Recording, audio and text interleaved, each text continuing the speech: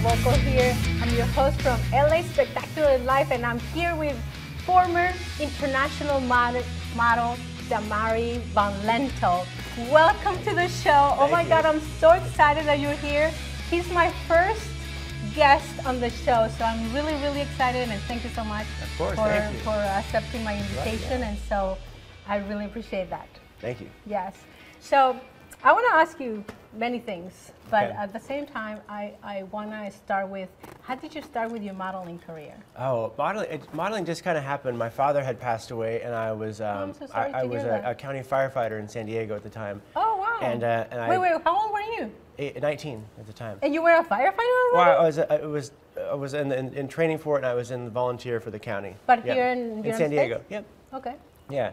And it just life happened, and I have a sister who's a little older, and she had been modeling, and she said you should give it a try. And well, I saw some of your pictures. I just wanted something different. On Google. I wanted something different, so I thought I gave it a chance, and I came to LA actually, and then 3 weeks later I moved to New York, and I did that for 12 years. Wow. Yeah, really good time. So who did you run? I mean, did you walk for a lot of people on the runway? No, it was before Instagram, so it's I don't have a way to show it as easy, but I saw some of your pictures on Google.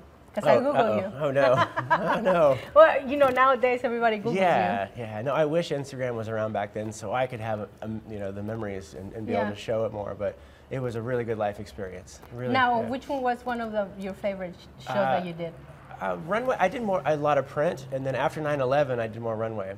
Oh so my God! So you were in New York on 9/11? No. I was actually, I have a crazy 9/11 story. But I was returning from a job in Mallorca, Spain on 9/11. I was in a plane over New York that's a whole other story. But no, I traveled. I lived in Germany for several years, and Spain for a long time.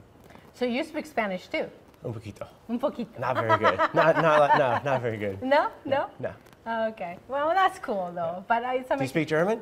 No. No. Ein bisschen. Just say ein bisschen. Ambition? Ambition. Ambition. What does that mean? A little. A little? Like un poquito. Un poquito. Okay, so I went to Germany in August this year. Well, last year. And I learned the 0 to 10. Right. Ask me. I don't remember it now. 1, 2, 3, 4, 5, 6, 7, 8, 9, 10. Yeah. I remember sex. You remember sex? Yeah. Everyone remembers sex. I know, right? I guess. No, that's awesome. Now, what brought you to Los Angeles? Well, I was in college and doing firefighting in San Diego, and then I came to LA just to start modeling. And then after that career, I had came back here, and then I was doing construction, which I grew up doing with my dad, building homes, designing and building. Oh wow! Yeah. So your dad is here in LA? No, he's 6 feet deep in Kansas. Oh, he died. I'm so sorry That's okay. to hear that. Yeah, it's okay. Or what about your mom? She's in Florida. Oh, cool. Yeah. So you have a sister and a mom? I have a big family. My mom's the oldest of 8 kids, 4 boys, 4 girls, and there's 26 grandchildren. I have 21 brothers and sisters, so don't tell me. Well, that's impressive. Yeah. Well, no, because my mom and dad, when they got married, they both were widows, so they each had their own families. And then when they got together, we are 5. Gotcha. So we're 21. So I'm the oldest of 26 grandchildren. It's a big family. Wow, that's so. I love big families. Yeah. Because. I mean, I wish I had more kids, because I have only one. And now it's just like, but at the time I was kind of more like, oh, let's go travel, let's go do this. And, and now that I'm older, it's different. I wish I had it's different baby. For everyone. Like, see, and we're polar opposite. I did all the travels, and now I wish I had a kid. So I'm having kids. See, I'm having kids late. Yeah. I'm going to be old and tired having kids. But I had the travel experience, so that's behind me. I had my son when I was super young. So now he's like my brother. You know? We go to the gym sometimes and they're like, oh, your girlfriend or your sister. At the beginning, he was kind of like, no, she's my mother. But now he's like, whatever. Yeah, that's fine. Yeah. No, he's super tall too. So, so I'm like tiny. And he's like 6 feet and I'm like 5'1", so like, whatever, Well, I'm so excited that you're here, but at the same time, so tell us also, what you're doing now. I mean, I know that you did modeling. You're not modeling anymore? No. So you stopped. I'm a model citizen. That's awesome. I'm trying to be, right? I'm trying to be, aren't we all? No, that's really cool. So what are you doing now? So I work with interior designers. I build furniture, design and build furniture, and then I host events inside my airplane hangar where I also live. Now this is what is called an airplane hangar. Hangar. I say a dome. because it looks like a dome. Oh, this was built in 1946 to house soldiers returning from World War II. Oh my God! So there's only 7 of these standing in LA County still right now. Wow! Yeah. And then you built a loft here. Yeah, so I built everything inside of it, and I host events here. I build my furniture with my wood team, and then I have a charity, which takes about most of my time right now. Okay, so Jesus, you have so it's many a lot. things going. I'm building 3 businesses Yes. and wife hunting all in the same year. It's a lot. Wife hunting, you hear that, girls? Wife hunter 2022. It's a lot of work. So he has a baby fever now. I said wife fever, but I guess wife fever, yeah. but then baby fever. Yeah, no, I got it all. Yep. Yeah, yeah, it's all okay. there. So you have 3 businesses, right? Yeah. So let's start from the first one. What do you do on the first? The design and build furniture. Okay. Yes, that's my creative outlet. I work with interior designers, and we create large scale live edge slab furniture mostly, and art installations. Okay. So that's your business. That's your furniture. That's my furniture business. side. Yep. And then the second and then one the event side, I curate events with partnerships through my friend supplies the fish in Nobu. So we'll partner with. Wait, who? My buddy, he supplies the fish for like the 4 Seasons, Nobu, like really incredible fish. Now, so okay. The reason I'm saying that is because it's just a friend that I've met through the years, and we partnered up. So when I host events, it allows me to offer sushi grade fish. Okay, you guys, I want to tell you, I was here the other day because we were scouting for the location, and he gave me some salmon, and it's so good. Yes, I made it last night, and it's like yeah. delicious. It's good. Okay, so I never had that type of salmon because it was like that wing of the salmon, and it's like actually it's kind of like chicken. It's the gill, and so Okay. the way you cook it, the meat will just slide right off. Exactly. Oh my God. Yeah, it's good. And you know what? I mean, I don't want to say or advertise, but I did it on air fryer. Oh, it was delicious. Right. It was so good. It's hard to mess up good quality fish like that. Yeah. No, I made pasta, and then I made the salmon. Yeah. A little bit of wine, It all goes together. So I have partnerships like that allow me to curate and host proper events. So we're doing comedy nights and doing separate clubs. So now when are you going to start that? My first comedy night will be February 26th, the end of this month.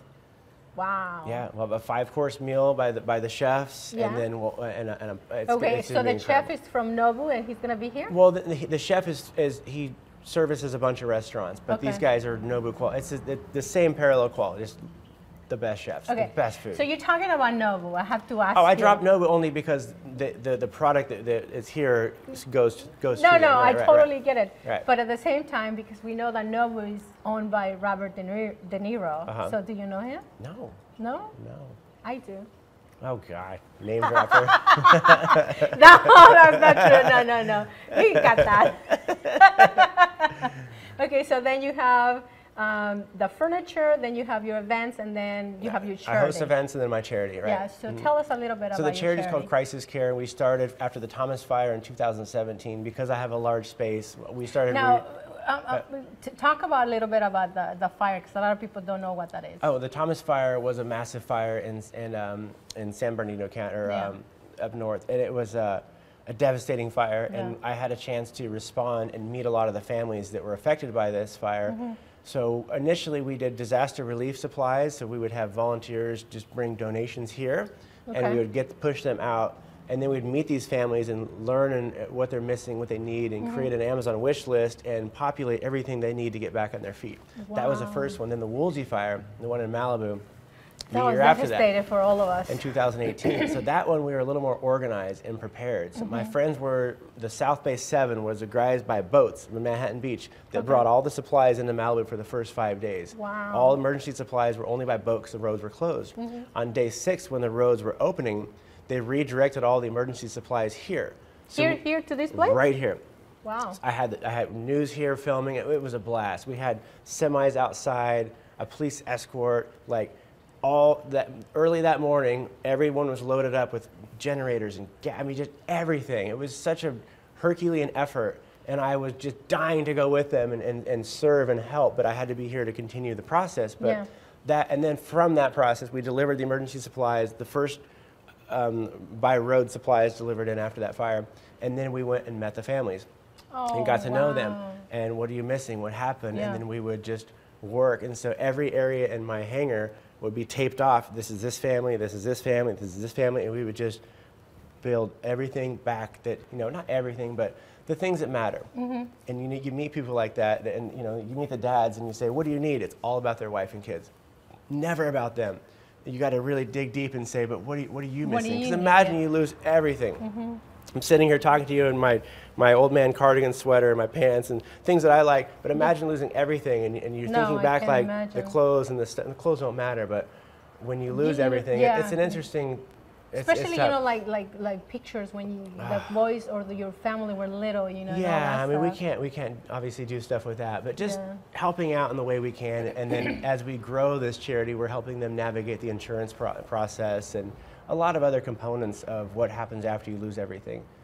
Well, so, I'm gonna nominate you for like Person of the Year. No. It takes a team. I just have an idea, and I bring people together, and that's my. You're kind of like the domino effect, you know, because you're the one that is saying, okay, you know, let's do this, let's do that, and then they come to you. Yeah, but it's from the heart, and it's real, and it's all good ideas. So it's not hard for someone to want to come on board. So I don't want to take credit for it. Yeah. But I'm really good at building a team.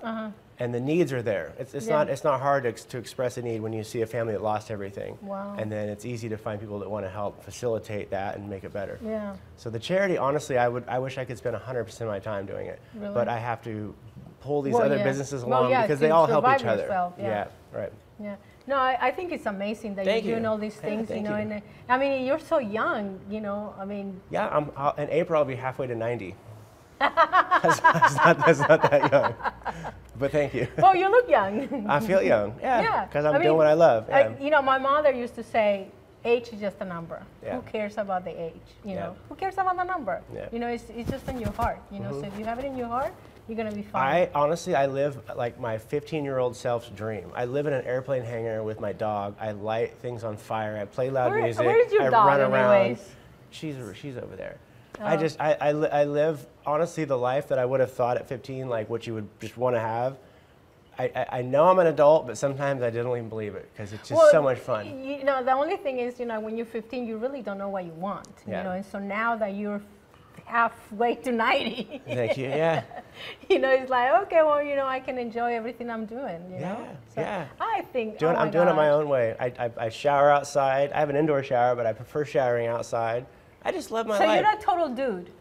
Nah, yeah, I do. Total dude. Yeah. I mean, I'm from Kansas, and my roots are not in California. So I think having this space and living the way I do allows me to feel more in touch with who I might have been meant to be, or where I came. Okay, wait. So you say you're from Kansas. You were born in Kansas, but Kansas. Then you are born and raised in Kansas. Okay. Yeah. But your ancestors come from Germany. Yes. Yeah. Oh. Yes. Okay. Yeah. So I thought you were born in Germany and you came to United States. No. No, that's so cool. Because see, I mean, like me, I'm from Mexico, and I was born and raised in Mexico. So I came here. I had no English at all, nothing. I mean, you know, you go to school and you say hi, table, chair, but you come to United States and people talk to you. You got it, yeah. People talk to you, you're like, oh, I want to disappear. You were doing it though. That's great. Yeah. No. And to tell you the truth, you know, when I came to the United States, I didn't really want to stay here in the United States. I felt like handicapped, you know. Because of the language? Yeah, because of the language. Because I didn't, you know, I mean, I used to be so afraid to go to the store because I was like, oh my God, I hope nobody talks to me. Don't talk to me. Don't talk to me. It's so interesting to realize what people worry about. Because it's so inconsequential. It's so small. But in that moment for you, I understand it's a big thing. Yeah. But fuck it. Get your food. Go to the grocery store. Draw a picture of a banana and be like, where's that at? Right? But to other people who don't know the language, I get it. That's got to be difficult. For me, it was a huge culture shock, you know, because, you know, growing up in Mexico and then, I mean, my family was, well, you know, pretty well off. So, you know, I was kind of privileged. But when I came here, that doesn't matter. You're just another person. Privilege. All right, cut it. Cut the film. We're out. I didn't know that. I'm out. Well, you know, my dad was a politician. It gives opportunities, but it also gives you confidence and builds you a strong person. So you come somewhere where that doesn't matter, Yeah. and you have to start all over again, which is challenging. Yeah. Very challenging. But the thing is, you know, it's like I call my dad and I'm like, Dad, I don't want to stay here. And he's like, you decide to marry that person, you stay with that person. That broke my heart, but at the same time, it made me realize that, okay, yeah, you know, I can stay. And he was like, you're super smart, go to school. Yeah. You know, I mean, I was always in school. I wanted to be a doctor. And then I knew that I was going to marry my ex-husband, and so I stopped. So Wait, you knew you were going to marry your ex-husband? How did that work? Again? That sounds funny, right? All over again? No. At the time. I got you. Yeah, Okay. yeah. You know, Right. because I didn't want my dad to spend so much money because I wanted to go to the medical school. Yeah. And I passed the test and everything, you know, but I mean, so I decided to stay home and I finished, how do you call it? It's accounting. So when I came to the United States, and he was like, go to school, learn the language, and have a career. I'm like, Dad, that sounds so easy, but it's not. Yeah, but you figured it out. No, I You did. did I it. did. Yeah. So I went to school and I learned that language in 6 months. Perfect. I was like, Yeah. you know? A lot of people do things with less than you've been given, so Yeah. there's ways. Right. That's so awesome. So now, Yeah, okay, we now. talk about your, you know, everything you're doing. Yeah. Now, what are your habits, you know, that you do for fun? What do you do? I really have no free time. I really don't. I honestly Come work. I on. work like I mean, 16, like in the morning, like you 16 go to 18 hours a surfing. day. I surf. You look like a surfer. I surf when I can. I actually am a water leader for a program called Life Rolls On. And we Okay, take, wait, we, what is it? It's called Life Rolls On. It was Okay. founded by Jesse Blower. He was paralyzed when he was 18, surfing in Malibu, just before he went pro as a pro surfer. And it's a program I got introduced to 12 years ago as a walk-up volunteer. Okay. And it has become one of the dearest things. I actually literally tattooed it on my chest. So that what right is there, LR Ohana. Life Rolls On. Ohana is family in Hawaiian. LRO is Life Rolls On. So that's kind of a term for the Life Rolls On family. I am now one of the 8 water leaders. I lead a whole team. Yeah. It's the best thing in my life. It really is. We have 3 events a year, and it's just, I can't even begin to tell you what that's done for me. I mean, I could cry even getting into it with you. It's a beautiful experience. Really? Absolutely incredible. With kids and adults, people, I'll be out surfing someone at our age who will just start crying. I'm like, are you okay? And I haven't felt this free since my accident. And they were paralyzed in a car accident a year ago. It's just kind of like the people that come from the war, you know. I mean, they have just no feet, real life. yeah, It's just no real. legs, It's just you know. real life stuff. And being a part of helping that happen is really cool. See, Yeah. you just talking about that is like making me like. It's so real though. Yeah. And like the other, I surf a little bit, but all the other water leaders are like real surfer guys. They Yeah. surf all the time. I don't have time to surf, but my passion for that program is what led me to become one of the leaders inside of that. And I run a team of 40 to 50 volunteers just on my team, and it is all from passion and heart, and it's just so much fun for me. It is really, I laugh and I cry all day long, and I'm just an absolute moron. I just don't care. I don't No, care you're how. not a I know I'm moron. saying. I'm in that moment. I just don't care about my. Yeah. Nothing about me matters because I'm so there to serve our surfers, and it's just such a great program. Life Rolls On. You got to check it out. Really, really cool program. Wow. So I've been doing that for 14 years now. Wow, that is Yeah. amazing.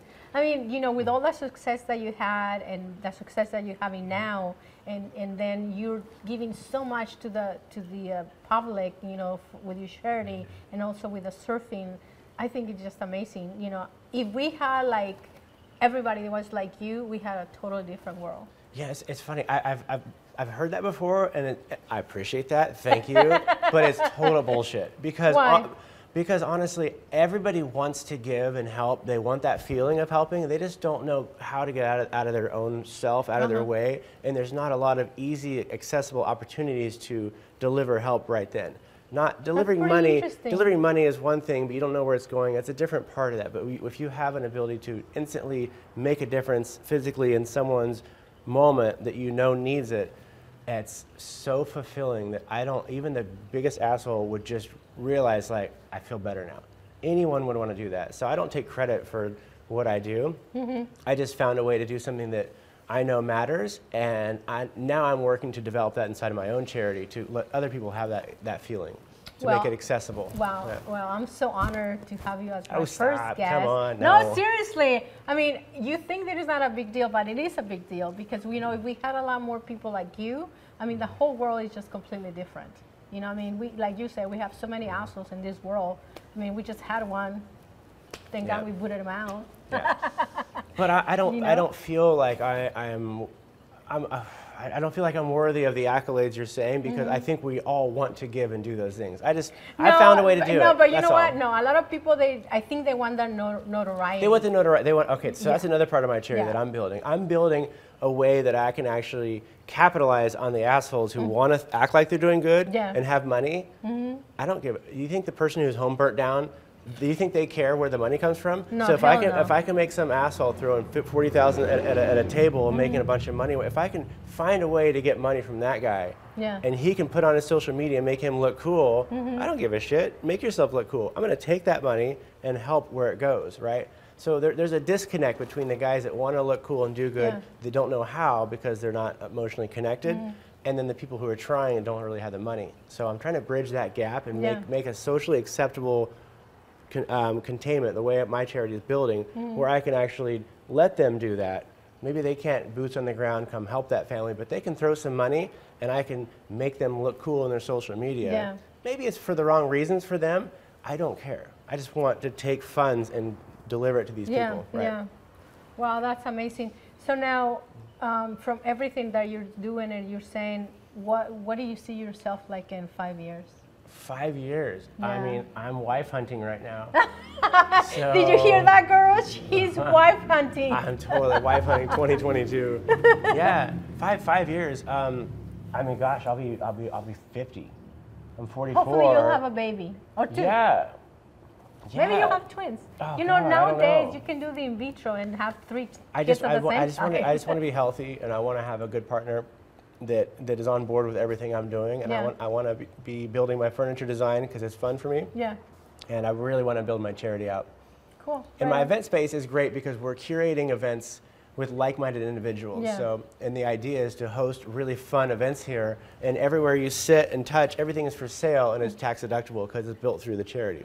Wow. So you can come here, enjoy your experience, and then like, well, I actually really like the art or the furniture. Oh, I can buy that as a tax deduction. Yeah. Okay, so let's talk about this mural here because it's just amazing. I love it. As soon as I walked in, I was like, so wow. I threw 3 large art events for one of our charities, and we had 80 canvases all across the entire space, 12 by 12 inches, with a Sharpie. No one knew what it was, just paint between the lines. And then at the end, we put all the canvases together to reveal an image. Rosa Parks, Martin Luther King. No way. Those went to 3 elementary schools in Compton.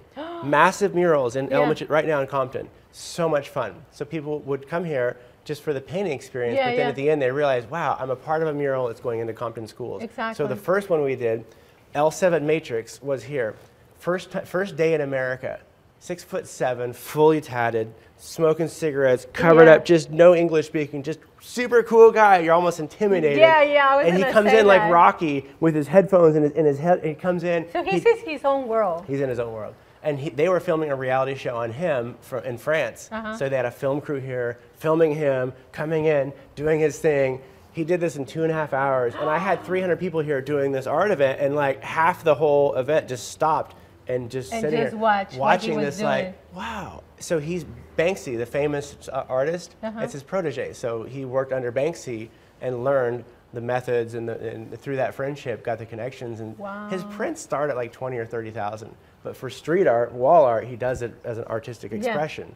Well, you know, I mean, a lot of the guys now, that's where they started. They started on the street. You know, it's like, you know, and really then they got in trouble. And then all of a sudden, all their art is like super famous, and you know, it's like, you know. It was a really cool experience. I think it's amazing. I got to work on the lighting and do some other things, but this will be here forever. I absolutely love it. I totally agree with you. I mean, I think it's amazing. It's gorgeous, and it just, I mean, you know, it just gives like hope. You know? Like when I see it, I was just like, I can fly. I can fly. I can fly.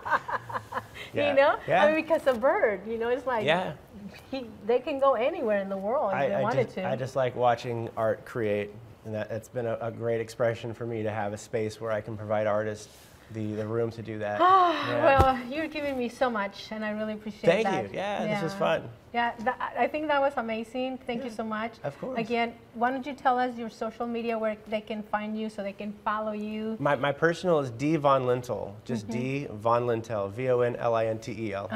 Yep. That's it? That's it. My charity is Crisis Care LA. Crisis Care LA. Yep. Okay, yep. So what we're gonna do, hopefully we can put it on the bottom. Okay. So then, you know, people can right here. follow. Yeah, Read right it. Right here. Yep. Check me out. Yeah. Thank you so much for being on my. Thank you. Of course. You got it. I appreciate it. Really That was appreciate fun. it. I appreciate you guys being here tonight. Absolutely. Yeah. So. Thank you. And I hope that, you know, I mean, we can continue with this friendship and we can do many things together. I can have some little babies in the next interview. There you go. Yeah. Talking about that. I can be the little auntie. Yeah. You never know. That's true. You never know what life holds. I really appreciate you accepting my invitation. I appreciate what you're doing because there's a good energy behind it, and I respect that. So I'm happy to help. Well, 100%. Thank you, everybody, for watching. My name is Norma V. Again, I'm the host from LA Spectacular Life. This is my good friend, Dmari Von Lintel, and please follow him because he's doing amazing things in this world. So help him out with his charity, with his furniture, and also he's gonna start having events here in his place where we are shooting right now. So I think this is amazing, and so thank you. Awesome. Yay. Love it. Thank you, guys. Bye-bye.